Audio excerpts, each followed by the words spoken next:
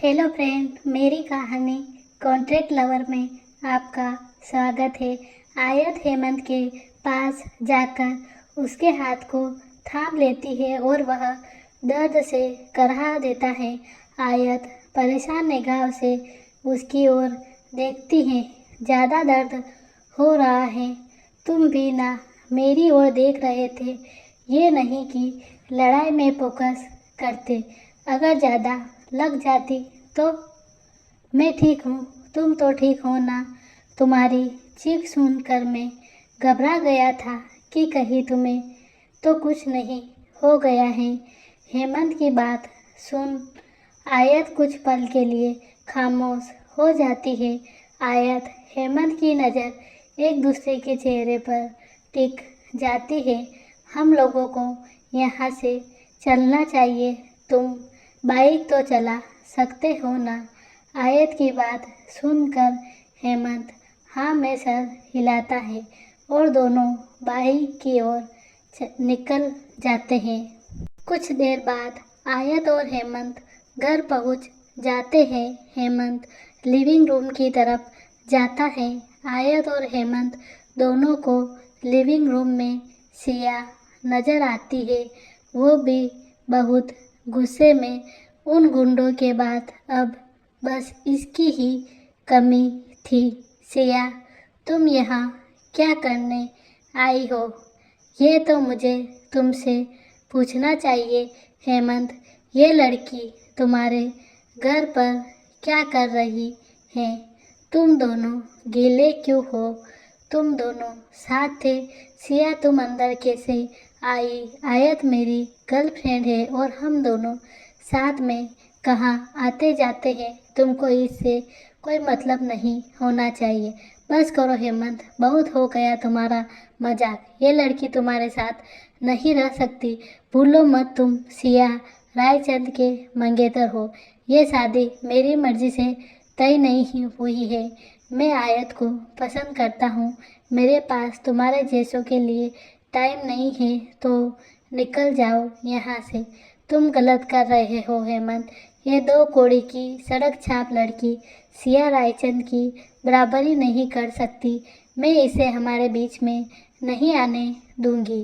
सिया गुस्से में टेबल पे रखा कांच का गिलास आयत की ओर फेंक देती है। इससे पहले आयत से गिलास टकराता आयत एक ओर हट जाती है। गिलास आयत के पीछे दीवार से टकराता है। तुम्हारा दिमाग तो ठिकाने पर है ना? वो गिलास अगर मुझे लग जाता तो इसको पागल खाने से किसने निकाल दिया? लग जाता तो अच्छा होता। तुमको मेरे दर्द का एहसास होता कि मुझे कितना दर्द हो रहा है तुमको अपने हेमंत के साथ देखकर। बस बहुत हुआ तुम्हारा ये सब ड्रामा। चलो निकलो यहाँ से। और फिर कभी आयत के आसपास भी नजर आई तो तुम्हारे लिए अच्छा नहीं होगा। ये सब कुछ तुम्हारी वजह से हो रहा है। मेरे और हेमंत के बीच तुमको ये बहुत महंगा पड़ेगा। आयत, बहुत हो गया तुम्हारा। सिया, निकलो अब घर से बाहर। और फिर इस घर और आयत के करीब भी नजर आई तो मुझसे बुरा कोई नहीं होगा। हेमंत सिया का हाथ पकड़कर घर से निकाल देता है। सिया आखिरी बार गुस्से में आयत की ओर देखती है और फिर पैर पटकते हुए वहाँ से चली जाती है। हेमंत आयत के पास आकर पूछता है, तुमको कहीं लगी तो नहीं? मैं तो डर गया था। हेमंत आयत के करीब आता है और उसे गले लगा लेता है और धीमे से आयत का माथा चूम लेता है। उसके इतने करीब आने से आयत कुछ पल के लिए सब भूल जाती है। मुझे नहीं पता था सिया का पागलपन इतना बढ़ जाएगा। वो तुमको चोट पहुंचाने की कोशिश करेगी।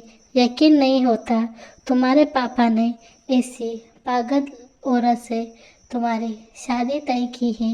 मिस्टर ओबरॉय ने मेरी शादी सिया से नहीं उसके पैसे से तय की है। वो तो पैसे के लिए किसी पत्थर से भी मेरी शादी तय कर सकते हैं। आज के लिए इतना हीरो बनना काफ़ी है।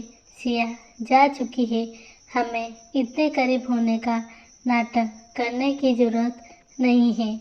आयत की बात सुन हेमंत के चेहरे से मुस्कान गायब हो जाती है और वो आयत से दूर हट जाता है।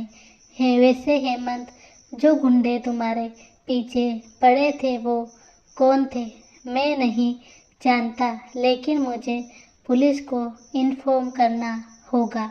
मेरे पास उनकी गाड़ी का नंबर तो है ही। अब इससे पहले कि सर्दी लग जाए हम दोनों को चेंज करना चाहिए। आयत हेमंत कपड़े चेंज करने के लिए अपने अपने रूम की ओर चले जाते हैं। अगली सुबह आयत रिया के साथ बैठी है। मेरे पास उड़ती उड़ती खबर आई कि तू और हेमंत सर, ये बात सच है क्या? अब इसे क्या बताऊँ कि खबर सिर्फ 1 महीने की ही है। जल्दी ही इसे हमारे ब्रेकअप की खबर मिलेगी। हाँ हेमंत सर और मैं गर्लफ्रेंड बॉयफ्रेंड हैं। हाय, कितना रोमांटिक है ना, अपने बॉस के साथ सेक्रेटरी अफेयर करना। तू तो बहुत लकी है जो हेमंत सर तेरे बॉयफ्रेंड है। तभी एक हैंडसम सा लड़का आयत के पास जाता है। आयत की आंखें उसी पे टिकी होती हैं। कौन है ये लड़का? क्या आयत को उससे प्यार हो जाएगा या वो हेमंत का साथ देती रहेगी? जानने के लिए पढ़ते रहिए मेरी कहानी। आज के लिए इतना ही। धन्यवाद।